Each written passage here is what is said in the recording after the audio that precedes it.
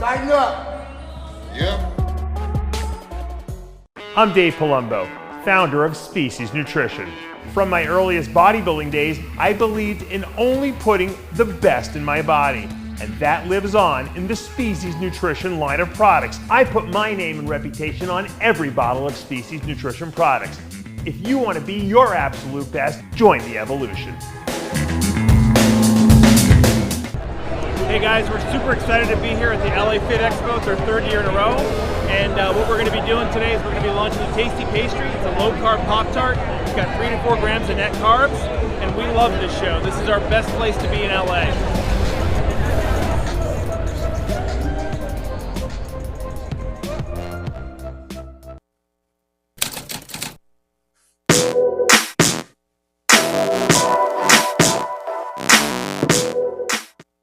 RX Television, RxMuscle.com. This is Ask Dave, better known as hashtag Ask Dave, your 30-minute question and answer show with Dave Palumbo. Whatever's on your mind, bodybuilding or non-bodybuilding, it is all on the tables. We now bring in Dave Palumbo. Dave, again, yesterday we talked about After Hours, a show that, you know, it's funny because you read some of the comments and it's always this, you know, epic battle between bring this guy back, get rid of this guy. This guy needs to talk more. This guy talks too much. But you know, yesterday it was a kind of a mishmash of different topics. So you had on Pete Ciccone talking about his new gym. But it's funny how that show has evolved from the original Whack Pack to obviously adding in some additional guests and sort of the battles that have developed because of all that in the comment section.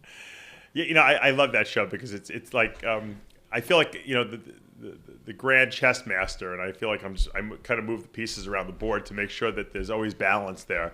And we've had some hits, we've had some disasters, we've had some great shows, we've had some terrible shows. But at the end of the day, I think we all wind up laughing at at something that's going on, and I think it's really After Hours is like an escape show. I always say it allows you to kind of leave your reality for a minute and kind of go back. Sometimes we talk about the past, sometimes we talk about the present, sometimes we talk about people's problems. Jimmy's the Bulls ranting, or this person has got a problem with this person, and I just find like that it's a little bit of everything for everyone, and that's why that show works. And it's necessary because you know what? Not everything is bodybuilding, but they're bodybuilding related situations because we're bodybuilders. We go out to eat, we go out to stores to buy bodybuilding related stuff, food and supplements, and in our everyday, you know, escapades, things happen, and that's life. And it's the absurdity sometimes of life. I always, you know, my father always said to me, he goes, Dave, he goes, no matter whatever you go through, no matter what hardships or whatever happens, good, bad, always look for the absurdities in life. If you look for the absurdities, you'll never be depressed. And you could always laugh at everything that happens, including the most disastrous, you know, things. You fall and hurt yourself. Look at the absurdity of it, you know. And I've always tried to take that approach to life and don't take life too seriously. Look for the absurdities in what's going on and be able to laugh at yourself. And if you can do that, you're not going to be depressed. And that's just the reality of it. But it's very hard for a lot of people to be able to do that, to laugh at themselves, because people take themselves too seriously. And so hopefully this show allows people to kind of understand that it's nothing wrong with, I mean, Valentino laughs at himself. Jimmy the Bull laughs at himself.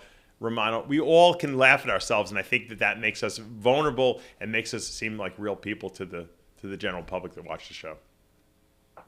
So that episode of After Hours live now on the RX Muscle YouTube channel. Let's go to the questions. The first two questions from the Dave Palumbo Experience app. First question, do you ever think there will be another golden age of companies giving out big sponsorships like, you know, cite specifically muscletech, or has social media changed this game forever as far as the big sponsorship from the big supplement companies is concerned?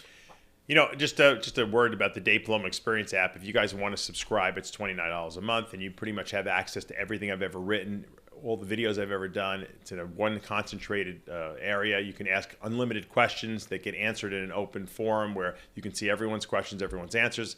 I do a Q&A video every week on there exclusive to the app, and we put up a workout a week up there as well. Over the last 2 weeks, we've got a lot of new subscribers, so I guess a lot of people are really interested and really upping their ante in terms of education about nutrition supplements, performance-enhancing drugs. All my cycles and everything I've done is in there as well. So good research, good resource. And I know a lot of people have been asking a lot of great questions every week in there. So to answer this question, however, will there be supplement, contracts being given out, like six-figure supplement contracts? The answer to that is probably no. And the reason is that the only place that supplement companies were really able to advertise themselves back in the 90s and even early 2000s was magazines. So people would put ads in magazines, and you needed a very, you needed an athlete that was known, because that's what sold your product. It was hard to sell things based on science, on science, because you couldn't explain something in an ad, really. I mean, the visual image is really what got people to, knee-jerk go and buy them. And even into the early 2000s, when people were buying stuff online, the magazines were still the ones driving those sales. Nowadays, it's social media. People go on YouTube, they go on, Instagram, they go on TikTok now and Facebook, and they watch people's explanation. And that's why I think my company has really done really well. Species Nutrition has really prospered in this era, because I can sit here and explain the science of my products and explain why my products might be better than others, why the flavoring systems are better, and people understand what I'm explaining. Can't do that in a one-page visual ad. And so I don't think athletes become quite as important. Now, having said that, if an athlete is going to sell product because they're very popular and they're good at going on their social media, like Lee Priest is really good for us, with Species Nutrition, because he'll go on there and show people the products he's using, how he's using them, do recipes and stuff like that, and so that shows value to me, But not a lot of athletes that are high caliber profile athletes want to go do that.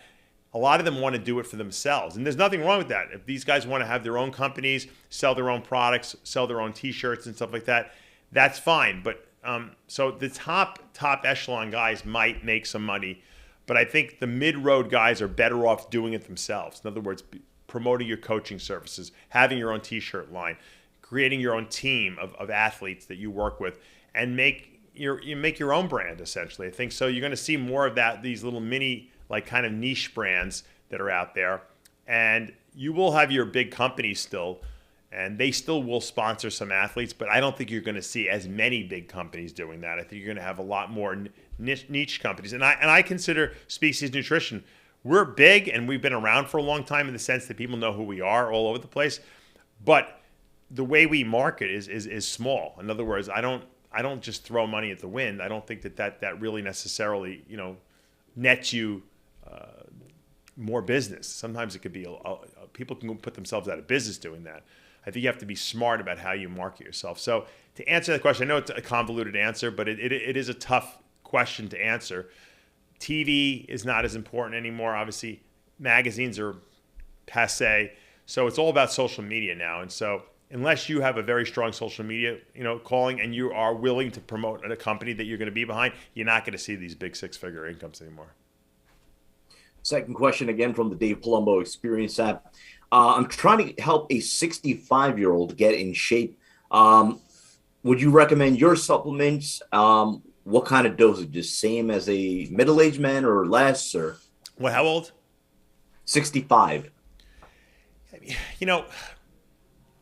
More or less, adults pretty much all need assuming they're training, in the gym and doing bodybuilding type workouts, they all pretty much have a very similar need for, vitamins, minerals, essential fatty acids. Obviously, a 300-pound bodybuilder is going to have a much higher need than a 180-pound, man would need. But that's why. But the same minerals, the same vitamins, the same trace metals and antioxidants are still what people need. So if someone was going to use my line of Species Nutrition products, just for instance, and they were going to take V-Mineralize or Omega-Lize, they probably wouldn't need as many pills as maybe, someone who's a 25-year-old full-bore guy. But then again, if I'm 65 and I'm training hard in the gym and I want to get maximum benefit, I would take a full dose. If someone came to me and said, hey, my 16-year-old kid wants to take, some vitamins and essential fats from you, they probably could use a little less, especially if they're only like 120 pounds or something like that. You could probably give them a lower dose and not have a problem with that. But the bottom line is that the essentials are the essentials. When we talk about like vitamins and minerals and essential fatty acids, we're not talking about massive gram amounts of this stuff. They're all milligrammage, microgram dosages of these ingredients. Most of the good stuff that we get from, that is going to help us build muscle, burn fat, repair tissue, is coming from the diet, the food we're eating, or the protein powders we're drinking. That's what we call macro amounts, large amounts. The micronutrients are small amounts of stuff that there's not that much variability on who needs more, who needs a little bit less. It's pretty much you got your bases covered if you're a grown adult. So I necessarily wouldn't give him less of like my dosages, but he's going to eat a different type of diet, obviously, depending on what his goals are and how much muscle he has on his body.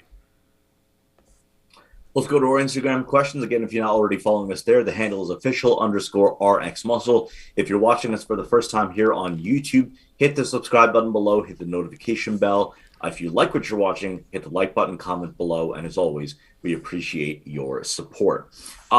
Nico Cantemir, what about doing legs in 2 days? One day, say quads, another hamstrings, like you would splitting up the arms, biceps one day, triceps another? Here's the problem with that, and I've tried doing that, and I've done it before, in my own workouts. When you do biceps, okay, you're not working your triceps. When you do triceps, you're not working your biceps. They're antagonistic muscles to each other, and they're single, But when you're using your legs and you're doing squats and leg press and hack squats, you're using both hamstrings and quads in that, because it's a multi-joint type of movement, and it's a compound movement. So you really can't really say, well, I'm going to do quads on the day. On days I do quads, I'm going to do squats, leg press, and hack squats and leg extensions. And then on hamstring day, I'm going to do hamstring curls and stiff leg deadlifts and one-legged leg curls. You're really still you've worked your hamstrings on the quad day too already. So sometimes if you have weak hamstrings, that can overtrain your hamstrings. So you got to be careful with that. Like I said, I've experimented enough that I felt that if I did all my legs on one day and just gave them the rest of the week off, I felt like my legs grew better. And I've seen this with other people too, especially guys who have weak legs. So a lot of people with weak body parts want to train them more often, thinking that that's going to stimulate growth. But the truth of the matter is, if you have a weak body part, and I've said this before, a lot of times it's because they don't recover well. So you actually should try to train weak body parts less with more intensity, of course. When you are training them, you don't want to, just kind of go through the motions, but you want to blast them on that one day and then give them a full week off to recover. So there's different, I think that for short stints of time, if you did like an extra hamstring day or extra like leg curls, a couple sets of leg curls, just to really isolate, for maybe 4 weeks in a row and then stop it again, that would be okay. But I think on a regular basis, if you did legs twice a week, if you had weaker legs, you might actually hurt your chances to make improvements. Let's go to Philip Rowe. Sammir Bannout said on a podcast that insulin causes visceral fat creation, which also leads to stomach distension. Do you agree? I think insulin resistance does that. So if you're not really responding, in other words, if you're taking extra insulin because you're not absorbing your food because you're insulin resistant, excessive insulin could actually theoretically cause visceral fat deposition. There's no doubt about that. I think that he's right in that sense. So I think that people that shotgun large amounts of fast-acting insulin necessarily, could cause problems. So even though they may have zero body fat, subcutaneous body fat, their visceral fat could increase theoretically. That's why I always usually recommend that if people are running high blood sugars in the morning, fasting blood sugars, that they're better off using a long-acting insulin like a Lantus or Tresiba or, Nolvulin N or something like that, because those insulins don't really cause, they're not they don't act quickly. They kind of work in the background. And they take the burden off the pancreas, so they rest the pancreas, but they actually will keep blood sugars in check, and you're not going to get visceral fat deposition from that. So, yeah, I kind of agree with them in the sense that if you're just shotgunning tons of insulin because you think you're going to grow muscle better, you could theoretically put some visceral fat on, sure. Let's take another insulin-related question from Project Mike Bodybuilding. Could you explain why insulin protocols fill bodybuilders' muscles instead of fat storage? Do you have to be super lean or have a certain metabolism to make it work? I try to explain it this way. I think it's easy to conceptualize it. Imagine your glycogen stores in your muscles and your liver, which is where glucose gets stored, right? Imagine them as being like the gas tank in your car. When the tank is empty, if you start putting gas into the tank, it's going to fill the tank, right? If the tank is full and you stick the gas thing in and try to force the gas to put more gas in your car, it's going to spill out, right? Okay. Same thing at your body. If you have a full glycogen stores because you're eating enough carbs to fill those glycogen stores up, and then you try to force more in there, and you think taking extra insulin is going to do that, if the tank is filled up, so to speak, the glycogen tank that is in your body, in the muscles and the liver, anything that's going to spill out is going to get stored as fat because that glucose has to go someplace. So the insulin will push it into the fat cells, and it'll get stored in there. So you don't want to be, you don't want to be taking insulin if you tend to have a propensity to put fat on, or predisposition to put fat on relatively easy, because it probably means that your glycogen stores fill up real quickly, and then everything goes into fat storage real fast. Whereas if you have a really, like I always had a very fast metabolism, so I always felt like my glycogen stores were never filled up. It was almost like no matter how much food I ate or how many carbs I ate, I couldn't fill my glycogen stores up because I felt like I didn't have enough insulin. So when I took extra insulin, it seemed like it actually helped my body store glycogen better in the glycogen stores. So because I was burning so much on a regular basis. But there are guys that I see, they can walk around at eating 100 grams of carbs a day, which is we would consider low, right? And they look so full. They're almost like, it's like you would swear they're eating 1,000 grams of carbs a day. Those people, they take insulin, they turn to fat slobs from that because their glycogen stores are full for whatever reason. So it really depends on the person. That's why there's not a one size fits all with insulin usage. Some guys need it, some guys don't.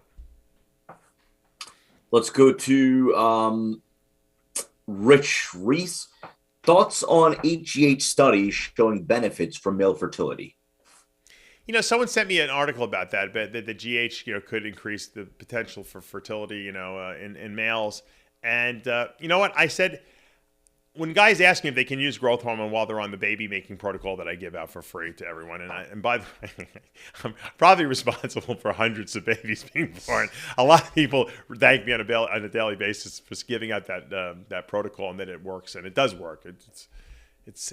I always said it. I said it to my wife when she was like, I hope we can get pregnant. I said, it's a freaking science experiment. All you have to do is take the right, stuff, and it's going to turn your body on, and you're going to produce, assuming that my testicles work and her ovaries work, it really is a science experiment. So I'm happy that it works. But, I did read, and I always tell people, GH really doesn't affect, as far as I knew, fertility one up or down, one way or another. So I always told guys if they want to take GH during it, that's fine. You can't take any kind of HRT or hormone or steroidal hormones because that will screw it up, obviously. But this study that this person showed me that they're probably referring to showed that there could be an upregulation in the ability to, for motility of sperm to swim better and stuff like that. So, I don't know if it's necessarily, I know if I would add that to my fertility protocol, but obviously it doesn't hurt to take GH. It's definitely not going to make it so that you can't get pregnant.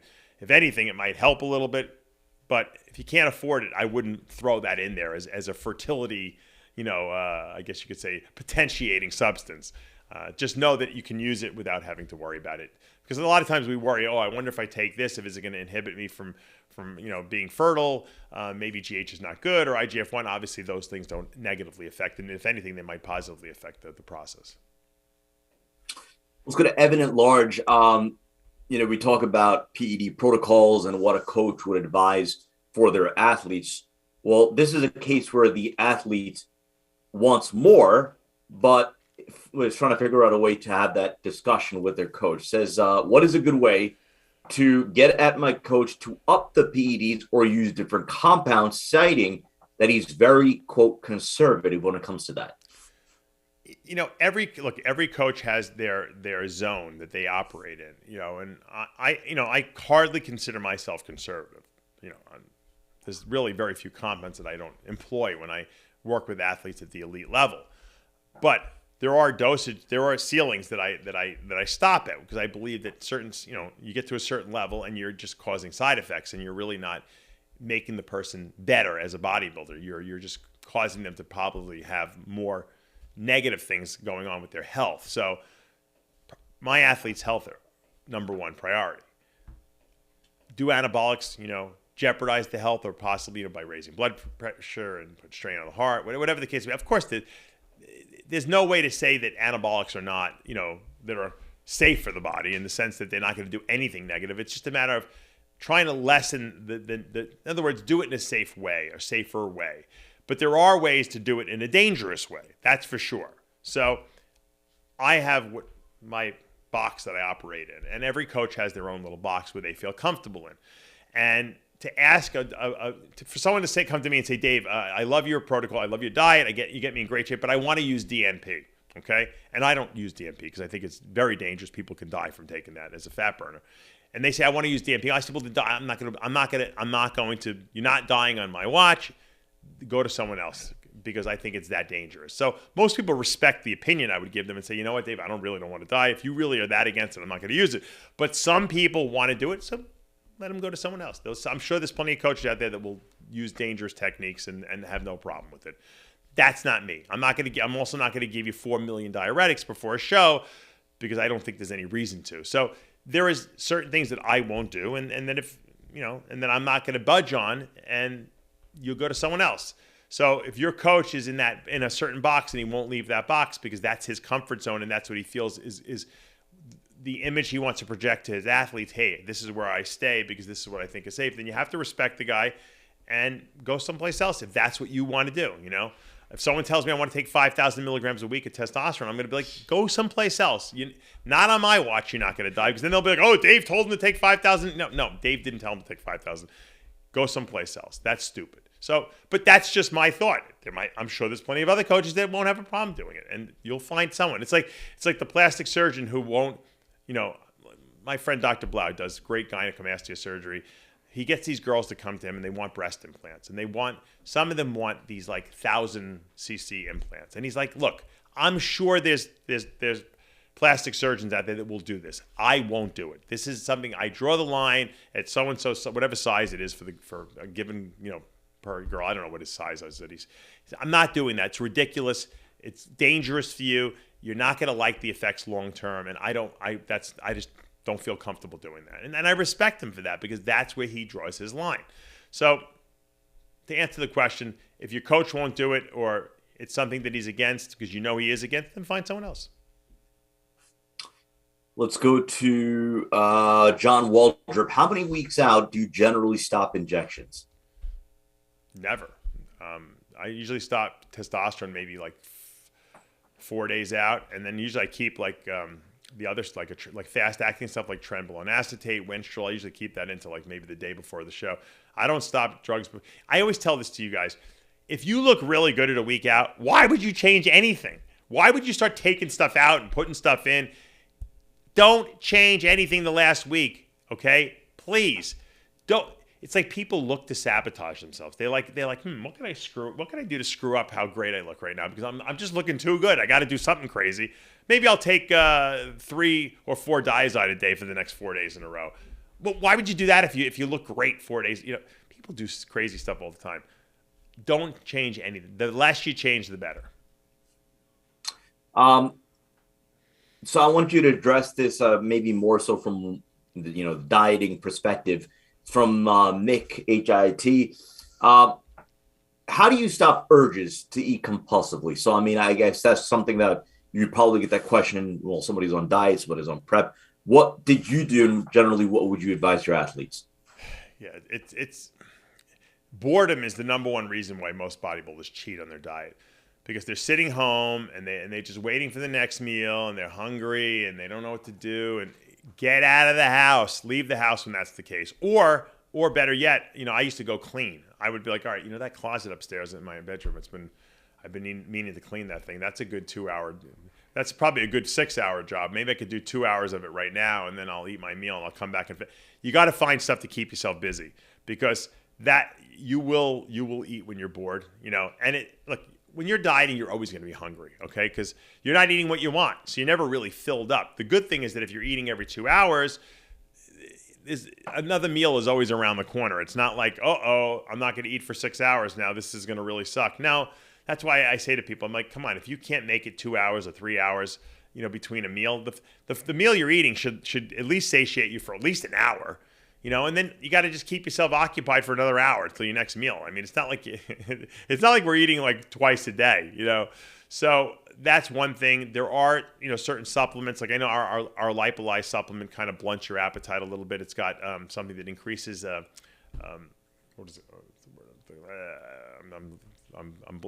I'm blurring out. What's the hormone that makes you not hungry anymore? I'm looking around the room like I'm going to get an answer from Tyler. Sorry, not going to be able to help.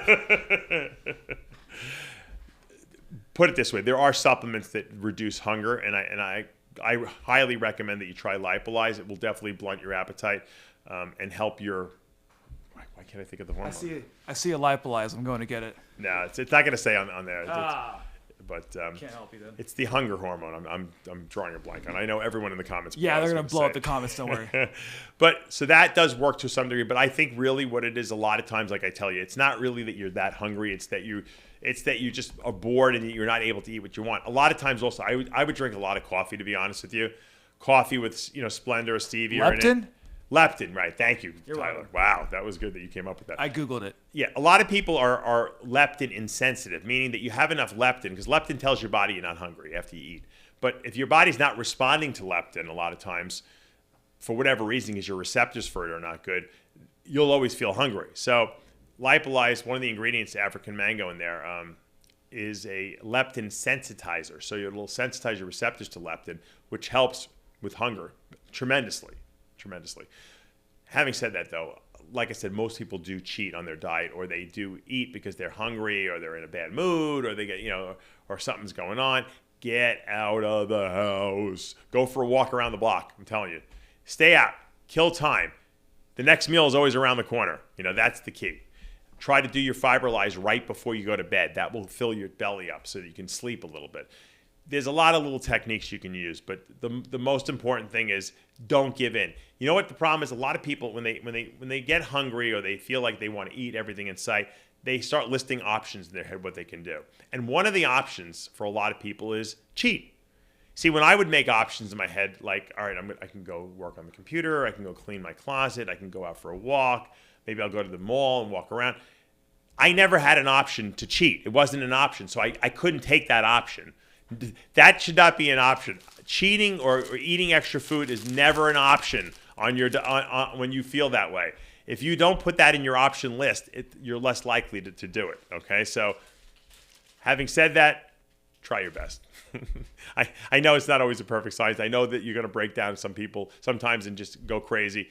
But eating or having a cheat doesn't mean you have to cheat the whole day or the next day and the day after that. If you have a little slip up, you move on, you get back on the diet.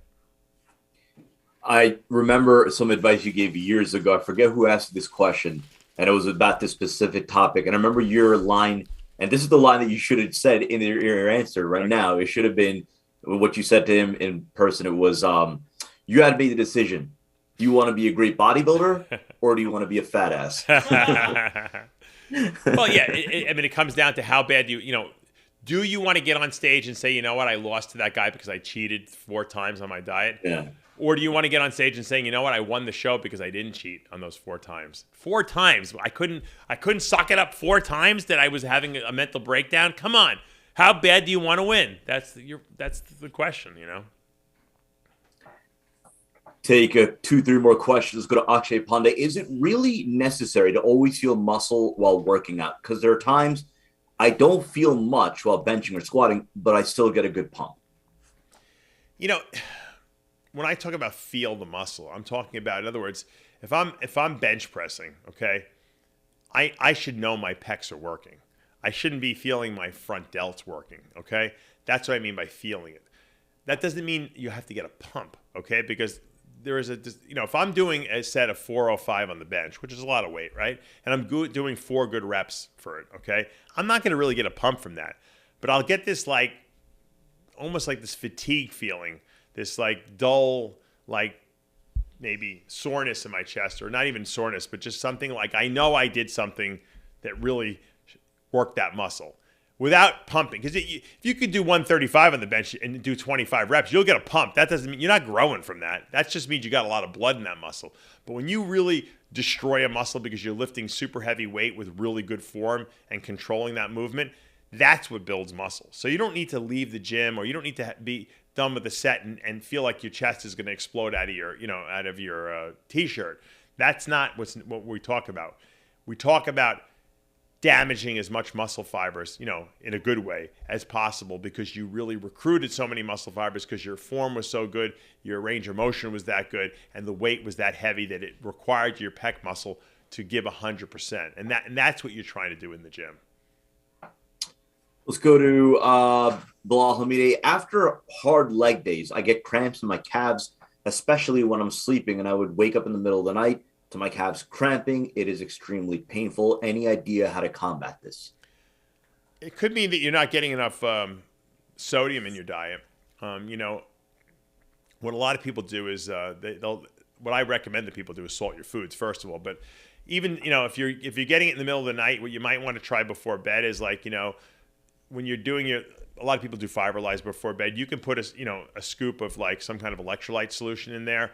I usually put amino evolved. I mix in there because there's sodium, potassium in there in addition to the amino acids. So I'll do a scoop of amino evolved, fiberlize, and I'll mix it together and drink that before bed. And that seems to really, I never get cramps usually. And matter of fact, I don't pee as much at night also when I do that, because for some reason sodium helps your body hold a little more fluid. Usually, otherwise I'm up every 2 hours peeing. But having said that, sometimes the cramps are not due to sodium. They could be cramps from taking clenbuterol for fat loss, in which case it's just the muscle contracting hard. You can drink some diet tonic water. That will stop the cramping right there. You could even wake up in the middle of the night and drink some diet tonic water. There's no sugar in it. You can get that in your supermarket. If you're assuming, sometimes people are magnesium deficient. That's usually a rarity, but you can try taking some magnesium. There's some magnesium products before bed you can try to use, or if you use V-Mineralize already, you should be getting enough magnesium. But more than likely, cramps are usually caused by sodium deficiency. Take one more from AJ49 now. You and Lee Priest talked about Liver King 3-4 weeks ago on Iron Rage. Yeah. Would you do a podcast with Liver King? I'd love to. I think he's got great content. I laugh. I think he's really, really entertaining. I think that the beard and all the crazy antics he does on his Instagram, I find it actually amusing. I know he annoys some people. He doesn't annoy me. I think it's very, very creative, and whatever his business model was when he came up with it, it's brilliant. It's unique. He's got his own little niche that he's kind of carved out for himself, and I'd love to get him on. As a matter of fact, I reached out to him, I think, maybe 6 months, 8 months ago on his Instagram. I don't even know if he answers his Instagram messages, because I don't usually look at mine all the time either. But I would love to get him on. I think he's a character, man. What a great marketing, thing he's got going on. And people like it. I mean, you could see all the views on his content. He's obviously doing it right. I don't necessarily know if I'm going to go around eating bone marrow and liver after watching his stuff, but I do find what he's doing interesting, He's got a personality. He's got a personality, a physique, and on social media that usually sells. So. Absolutely, 100%. Well, that's going to do for this episode of Ask Dave. Again, a reminder, if you haven't already done so, subscribe below, hit the notification bell. You're not going to miss any of our show segments or updates or any of our live shows. Generally now, Heavy Muscle Radio live on Sunday nights. Dave Palumbo, Chris Aceto, John Romano, and then, of course, a recurring cast of characters, including Lee Priest. So the best part of it all is that we have live user feedback, live questions. So you, the viewers, get to contribute live on the show. We generally go live at around 10:15, 10:30 p.m. Eastern Standard Time. So if you're subscribed, you have your notification bell on, you're going to know when to go live Sunday night or any other time during the course of the week. For Dave Palumbo and Tyler Shore, I'm Sadiq Baruki. We'll see you next time.